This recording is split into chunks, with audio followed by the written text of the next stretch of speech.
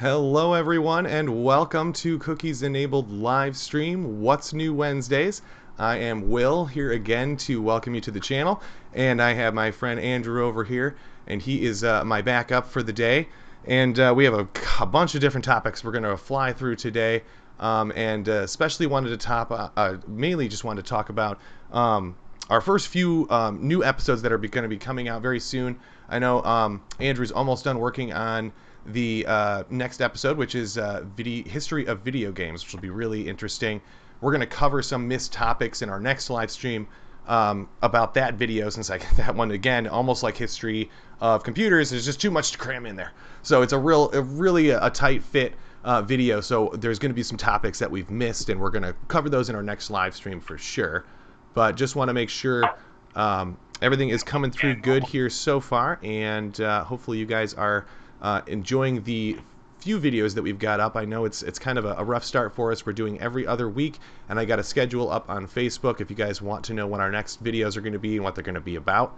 Definitely want to jump on there. We've also got our Instagram and Twitter feeds going as well, so if you guys have ideas, if you want us to research things or look into things, definitely go on there, post your ideas. Let us know what you think, and we'll definitely be trying our best to make sure we can get you kind of in some of the future videos, because again, we've got some planned already, but we definitely want to squeeze you guys in for sure. So, and take as many comments, and that's why we're doing our live shows. So, we do have a welcome episode that will kind of give you more background on who I am, who Andrew is, what we do, where we came from, our educational backgrounds and whatnot. So that's a coming up episode as well. And we're also doing a cookies enabled episode. What does it mean? What are cookies? How do they work in your computer and your technology? So these are all going to be future episodes. Definitely want to stick around for those. And again, that's every other week for those episodes. So hopefully you guys enjoy them. And let's see. Our next topic that I wanted to talk about was the Paramount Plus, which is actually taking over the CBS All Access channel. And I don't know if anybody has signed up for that. I know I have. I'm a huge Star Trek fan, so that was obviously why I signed up for it. But I'm a huge Stephen King fan, and they have a great mini-series on there called The Stand. I don't know if anybody's tuned into that. That's also a really good one. Have you watched it yet? I have watched the first few episodes, but I have not finished the season. Do not ruin it for me. And I'm seeing connections to other Stephen King movies and books and things. Amazing. I mean, I think this is they honestly did a fantastic job. I watched the original miniseries years ago. Okay. That one was weird. It was made for TV. It was low budget. If you've ever seen the Langoliers. No, I have not actually. No. That's a fun one. Everybody check out the Langoliers. It's fun. Horrible acting for the most part. There's some great acting as well. Quality horrible. I would love to see that remade as well. But like the first version of The Stand, you had two certain other people that are in the national spotlight. Right. That's all I'll say.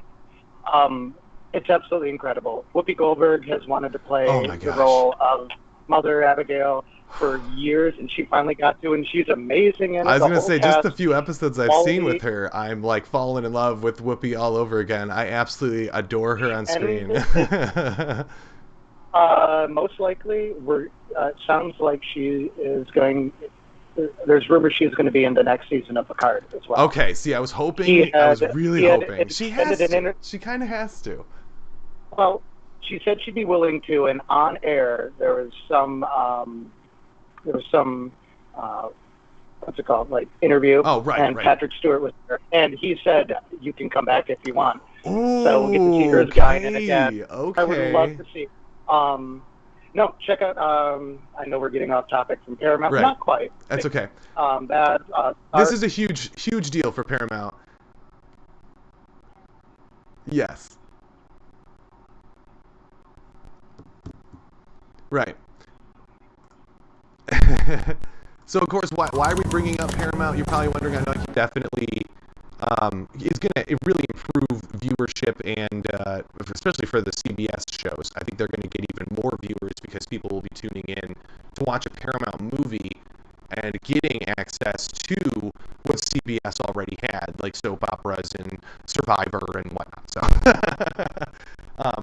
Price is Right. The whole has been turned on its head over the last year. So it's nice seeing some of these studios doing things like that, where you can't go to the theater, you can at least see it from home. It's not quite the same experience. It's close. But I mean, you've seen last year you saw drive-in theaters pop up too, which was interesting. Right. Disney, yep. I think, did something similar with their release of Mulan. Originally, yes, they did. I had to pay like $30 for it, but I didn't finish it yet. I started watching a few months ago, or maybe a month ago, and now just with the Disney Plus membership, you can watch it. Just finished. It's there. Huh. So, I mean, again, it's a big trend, and I think that's really going to start taking over. Really, more movies and more studios, I think, are really going to start finding a way into our living rooms and into our pockets with our cell phone, onto our tablets and whatnot. I think that's just a big trend we're going to really see a lot more of in the future. So don't panic. This isn't anything scary or different. If anything, it might be a cheaper way to watch movies than gathering up all your friends, waiting in long lines, paying concession stand kind of quality food and candies that you can get way cheaper elsewhere. So this is definitely a spin on... You smuggle. Everybody you smuggle it, yes. Everybody does. You go to Dollar General, and then you go to the... I think there's always a convenience store right next to a theater. There is. There's always one right there. Every time. But no, every time. Sorry. Floors, okay.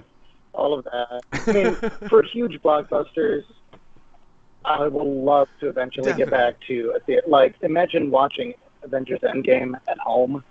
That would have just destroyed it. But when you're actually... It would have. I'll tell you what.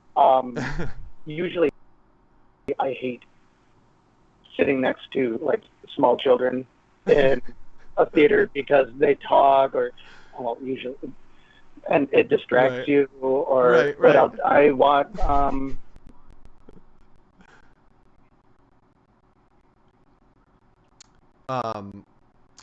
Infinity War. Sorry. Yeah.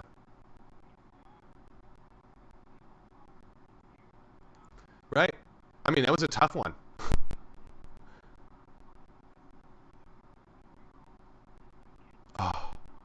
Oh my gosh, I could only imagine. Those poor kids.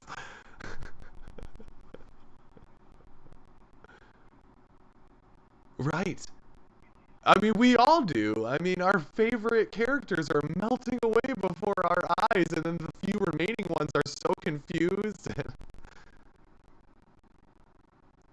Yeah. Should have definitely seen this by now. If you haven't, I'm so sorry.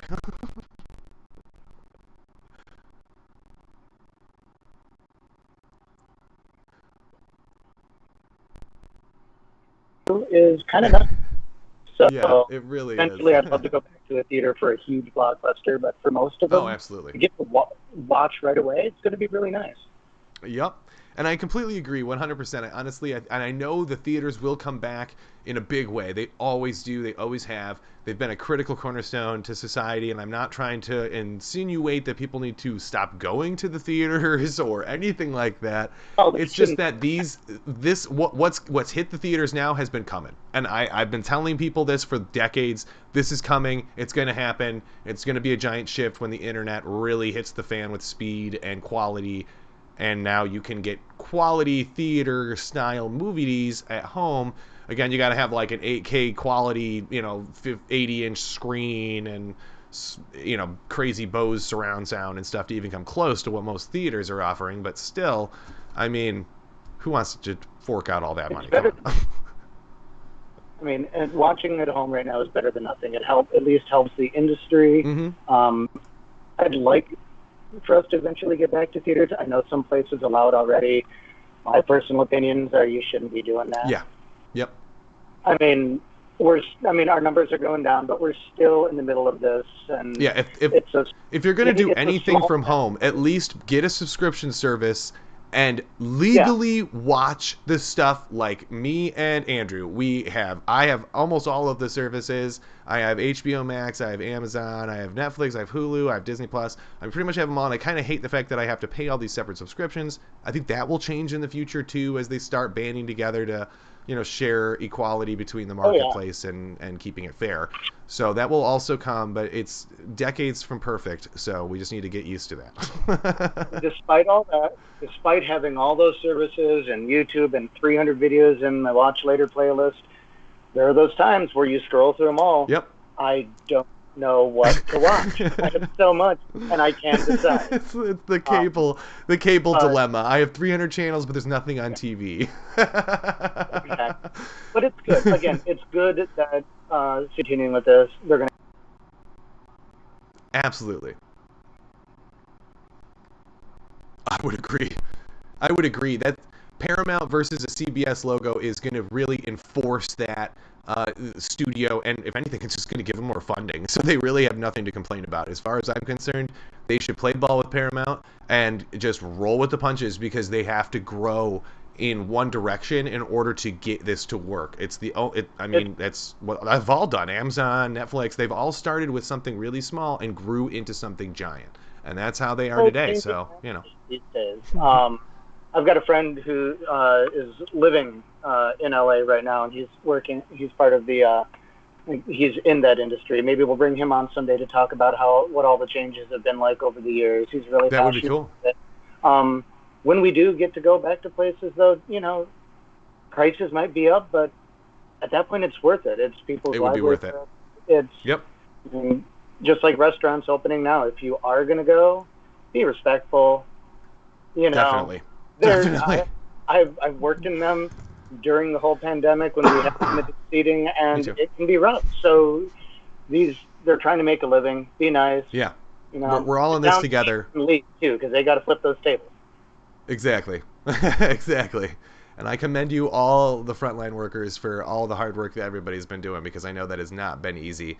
And I know we've all had our hand in it in some way. So, we all need to give ourselves a pat on the back at some point there. You know what I'm saying? So definitely frontline workers, teachers. I have so many friends that are teachers. Right. Oh, half man. my in-laws are nurses. And jeez. So yep, exactly. we've seen what it's like. So, again, to all of you, healthcare workers, frontline, everyone, thank you.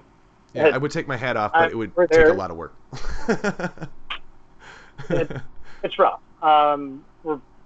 We'll probably get into that, some of that during when we finally do our COVID episode. We will do a COVID special. Because it's not going to be one episode. There's so much to unwrap there. We'll have to do one on zoology, virology. Yeah.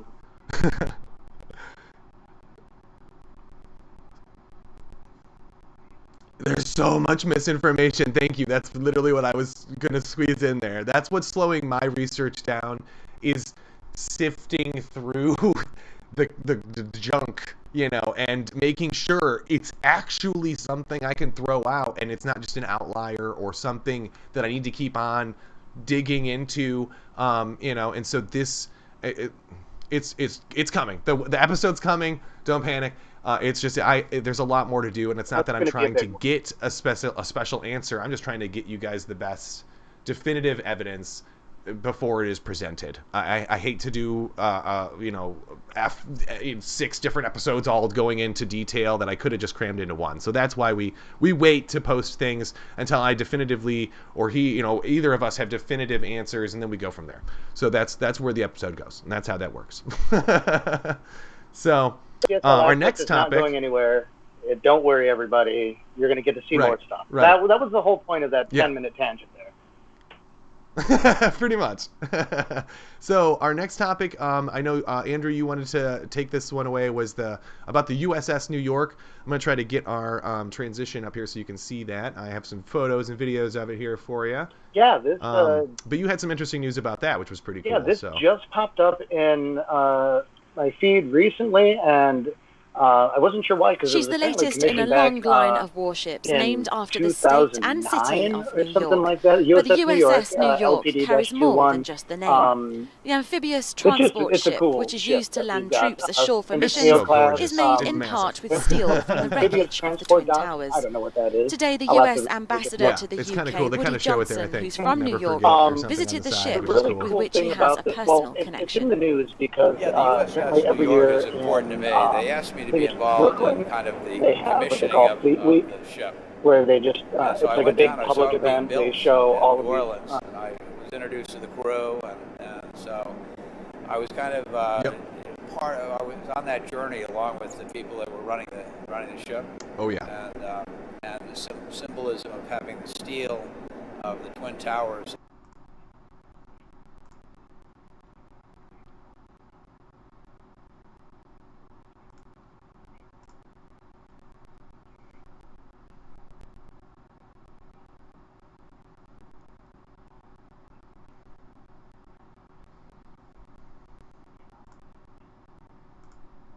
Happened. It's I really, think so too. That's pretty sweet, actually. And see, there's that never forget symbol again, which is very cool. That they really went the extra mile. I think not only just decommissioning, but like really keeping this thing in commission by reusing and recycling, which is pretty rare, I should say, for our military to go that extra mile in repurposing metal like this. It's expensive. It's not easy to do, but the thought that honestly, it was really probably what cheaper counts. than, You know. probably cheaper to get that than it would be for mining the original Oh God, stuff. yeah. Yes, absolutely. But again, just the symbolism, I think, is really cool of being Mhm. able to show that. Again, like I said, this was, what, 11 years ago? Yeah, And the story popped up it's on my still a news feed. super sore I thought, hey, subject. if you haven't heard about it, check out the show. It's really cool. Yeah. It shows how far technology has come. It will be interesting to see what happens in the future. Yeah. That was just a small little thing I saw.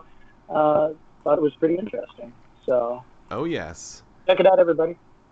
So on a totally different note, we're going to kind of change gears here. We're going to switch into more of a robotic look on technology. We haven't really talked about robots or animatronics or any of that stuff yet. So we have a couple of different ones we wanted to show. Andrew has one from the Boston Dynamics robot, and I'm going to pull that video up here. This thing is really awesome. He's doing a little dance for us, which is pretty funny. See if I can get him on the screen.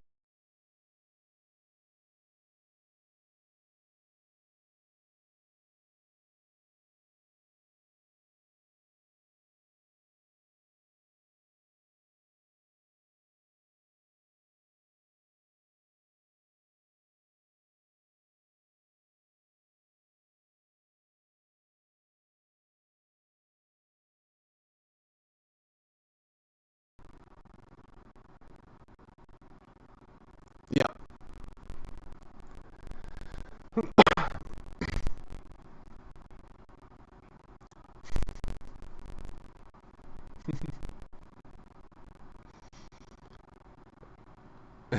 Off of soldiers, but then they've started getting into a lot of rescue even. Yep, Spot. Yep, there he is.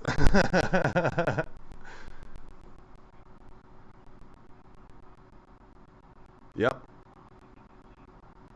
I mean, they have like pressure sensors. They know how much to jump and move and dance, and it's amazing. It's amazing, the control.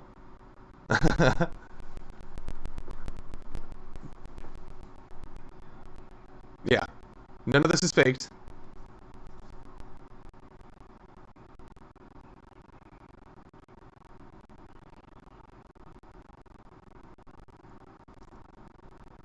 Oh yeah. It is really cool. Yep. Two wheels, and it just uses some of those The counter. just the counterweight It physics. reminds me of It's what was that little thing you could get on your desk that would the little bird with the Yep. you put water in it and it would kind of bob up and down. I can't remember what that's called. I think you guys all know what I'm talking about, though. Or something like that. Little dodo bird thingy that just doot doot doot doot. It just keeps doing that. But that's kind of what that robot reminds me of, because he's got that huge counterweight that he can actually use to swing himself around on those wheels and keep himself centered, which is amazing. Have the head of it has like suction cups, and they have videos of it moving moving back off of the pallet onto another one. Right. With precision, just using that counterweight and momentum to get where it needs to. I mean, there's obviously motors to keep its balance, but absolutely, lots of gyroscopes and whatnot. Just using momentum, which is incredible. Spot is. I mean, it's like tiptoeing on the ground, which is just amazing. And they can, the robots themselves. Like, I mean, you think 10 years ago, I mean, they were just climbing stairs and stuff. Now they're dancing. Is a huge step forward, I would say.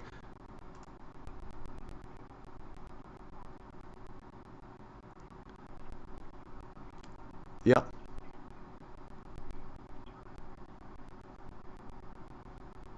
Right.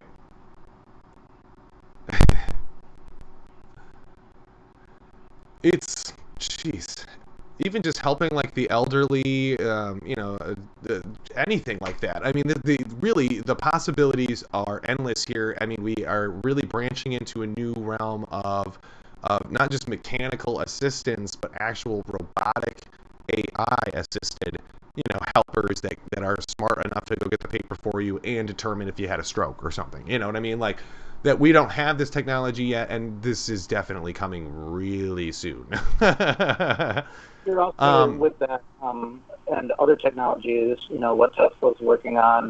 They're working on a new battery they call the beer can battery, a little bit larger. And with these technologies, be it electric vehicles or robotics, unless you're tethered to a power source, it's battery density. It's how much power can you shove into this battery to keep it running. Especially, I mean, you watch a video for them to dance. That's taking a lot of power just for computations, for the programming, for the servos, for every little bit to keep it moving. So the better our battery technology becomes, that's what I really think is keeping us behind. Once we can advance battery technology, so many things are going to change. That thing can go for 3 days. I really do agree with that. Yeah, battery technology is a little behind. We are just now kind of getting into these new areas of science with graphene and magnets and all kinds, superchargers and stuff and that. But it's taking a really long time and a lot of researchers to get really small results. But it will get there. We are definitely getting there. I mean, batteries these days are made with a lot of rare elements that aren't going to be around as long. They're hard to mine. They're expensive. So we need a drastically cheaper and easier to manufacture battery. That's what we're waiting on. That is. Now, kind of in the same topic of robots and AI and assistance, this robot, was the first robot in all of robot history to not only become actually get human/citizen rights in Saudi Arabia. It's the only country right now that has the ability to pass that on to a robot, essentially, in this case. But her name is Sophia. I'm going to try to get the video up on screen here. You may have seen her on, she's been on Jimmy Fallon. She sang with Jimmy a few times, and that was a great video. I don't have that one on here, unfortunately. Here she is. She is, I think, probably one of the best versions of artificial intelligence I've ever seen in a robot. She has the most programmed responses, and she actually understands the difference between the different responses. So she's not just randomly generating something. She honestly knows. She can track feelings and emotions, rate of heart, your body temperature, stuff like that. She can even tell you when you're sick, and it's amazing. It's amazing. It uses the same sort of machine learning processes. Like, imagine hooking her up to Watson. Yep. Oh my gosh. I mean, and that's what's pretty much going to be happening here, because they are putting her in mass production now. And that's because with COVID and us being stuck at home, we can actually use robots like Sophia to go out in the real world for us, kind of like in the movie. Oh shoot, it had Bruce Willis in it. Sentinels or something. Oh shoot. Oh, I should have pulled that one up. Bicentennial Man with Robin Williams. You saw Galatea. That was exactly this. For her creator. I think we're very far from seeing that. I mean, eventually, you know, you take the brain of Watson, you take her abilities, and you take the Boston Dynamics movability, combine those all together. Right. I will say she is really creepy. She is super creepy. She's got the most facial expressions. And she can regurgitate feelings. A lot of people, once you hit that, a lot of people are freaked out by it. Something that appears that way. Maybe at the end it won't have an actual human face. It'll be more of just like what you would usually think of when you talk about robots, which might be a little better, so you don't just see this weird plastic face staring at you from your kitchen. But who knows? I mean, if if they continue to try to get citizenship, which is actually was one of her goals back when they first turned her on. She wanted to at least be seen as a citizen like you and me, and not seen as a program that she could be turned on and off. She didn't like that either. So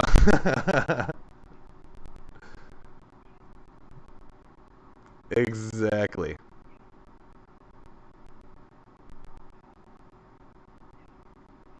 Yep.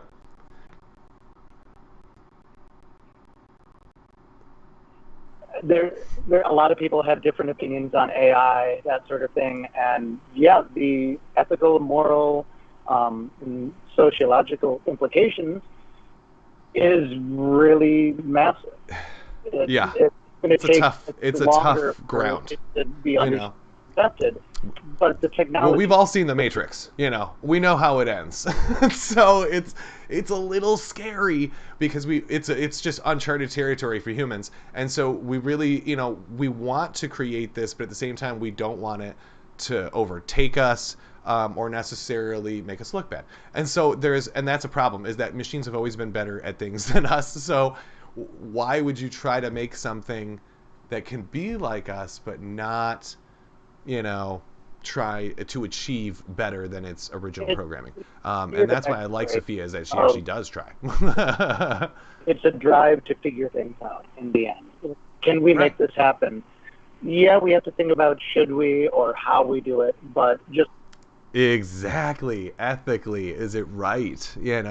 When you've got 9 billion people on a planet, do we really need these animatronics? No, probably not. Ian Malcolm in Jurassic Park, he hits the nail on the head with that one line. Your scientists were so preoccupied with whether or not you could do it, you didn't stop to think, should you do it? Right. And he's dead on. I mean, it's absolutely 100% right. But it was cool to see what we're capable of, and if we do it the right way. So, I mean, we shouldn't be scared of technology. No, that's not the point. I'm not trying to scare anybody. With technology, because I think we touched on this before on the last episode. It can be used for good and bad. Very much so. So for me, it's exciting to see how far we've come, even in the last few years. It'll be really cool to, let's take a year, and next year let's look back and see how. Sophia. Yep, Sophia. Yep, we'll jump back. We'll do some check-ins on her. I mean, a lot can change in a year. It'll be interesting to see. So very cool. Imagine when we finally start launching Starship to Mars.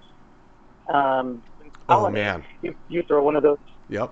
Boston Dynamics robots up there, so you don't need life support. It's just out there. Yep. Assembling things. Solar panels might be good for keeping it charged. The wireless charging technology might advance. Who knows? I would really hope so. I really have a feeling we'll have a huge advancement in batteries, wireless technology, like wireless charging. I think it's going to get a huge jump pretty soon here. There was a couple topics we wanted to talk about that I just didn't have enough information on. and we'll definitely be pulling those up probably in our next live stream next week, most likely. It's not that they just seem a little hokey pokey, and I don't have enough evidence, probably for good reason, because if this really did come out of the military, like I've been reading, there's a reason why I can't find a lot of information about it, so no surprise there. Anyway, so we do have some other really cool topics coming up in future episodes. I know I already mentioned we got our welcome episode coming up and our cookies enabled episode. I know people have been searching for and wondering where that's coming, so that's coming very soon. We also might be doing a Mandela episode or effect episode, kind of covering that. And since that's been popping up a lot on YouTube, I'm sure you have probably heard of it. If you haven't, I'm sure you know of it and you just didn't realize it. So look it up. One of my favorite ones is like the top 5 Wizard of Oz Mandela effect myths, and some of them are really intriguing. So definitely dive into that. We'll definitely have that on future episodes and talk about more of the psychological side of that as well. So very cool stuff. And I just want to say thank you to everybody for joining in. I had my comment section open, but I didn't see anybody commenting today. But again, if you guys want to add some comments to this video later, if you have questions for us, you want us to hit on special topics on our next live stream, definitely let us know. Again, we are on Instagram, Facebook, and Twitter. So definitely look us up. It's just Cookies Enabled. And my name is Will, and that is Andrew. And last thing quickly. Oh, yes. One more thing. We usually go every Wednesdays at noon. Yes. Next Wednesday we'll be on, possibly, depending on the timing, I'd like to be on the following day, Thursday, maybe Friday we're looking, because February 18th, I talked about it last time, the Mars Perseverance lander is getting closer and closer. That is so true. If we have if I can get that worked out with the schedule. Stream when it's actually landing. Like, this isn't like a SpaceX thing where it could be struck at the last minute. It's programmed when it's going to land. So when we have it that time and we know, and we'll try to keep the NASA stream going underneath us like we always do. But if we can make it, we'll try to stream that with you guys. I'd love to watch it live and just talk. I don't care. For 2 hours I'm sure we talking about Mars. Why not? But that's coming up. Exactly. 18th, so I think that's next Thursday. That's going to be really, really cool to watch. Hopefully, we'll be on there to work with you guys. Fingers crossed. See you Wednesday, and we'll give you more news on whatever's happened this week or whatever we find. Yeah, absolutely, guys. But again, if you have other topics you want us to hit or research or look into, definitely drop them in the comments. Check out our other episodes that we've done as well. We have a History of Computers episode and a 5G Explained one as well, which has been a big topic changer. So check out those as well if you haven't already seen those. We have some other live streams as well. Thank you guys for tuning in, and check us out later. And next week, we will see you all later. Have a good one, guys.